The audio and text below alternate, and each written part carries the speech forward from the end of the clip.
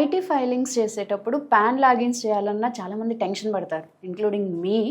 ఎందుకని? అదొక మిత్. ఎప్పుడైతే నువ్వు పాన్ తీసుకున్నావో ఆటోమేటిక్గా ఇన్కమ్ ట్యాక్స్ డిపార్ట్మెంట్ డేటాబేస్లోకి నీ పాన్ వెళ్ళిపోయింది.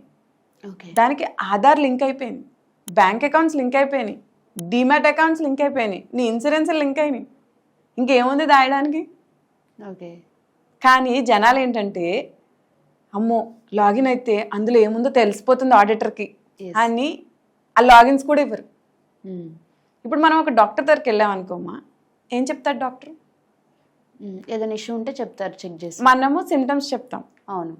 చెప్తే టెస్టులు రాస్తారు. ఎస్.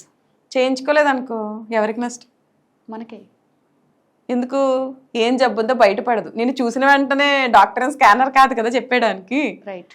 సో ఆ టెస్ట్లన్నీ చేయించుకుంటే వచ్చిన రిజల్ట్ని బట్టి ఆ జబ్బును ఐడెంటిఫై చేస్తారు. ఇక్కడ కూడా మీరు పాన్ తీసుకుని ఆ లాగిన్స్ ఇస్తేనే ఆడిటర్ దాన్ని చెక్ చేసి నువ్వు నెక్స్ట్ ఏం చేయాలో సజెస్ట్ చేయగలుగుతాడు. ఓకే.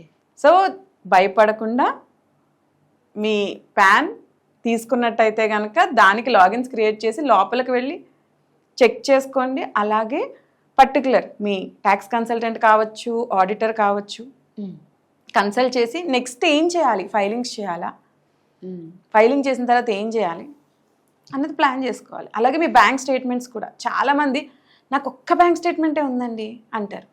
లోపలికి వెళ్ళి చూస్తే 10 అకౌంట్లు కనిపిస్తాయి. ఎవ్రీథింగ్ ఈజ్ అండర్ ట్రాకింగ్, మర్చిపోకండి. రైట్.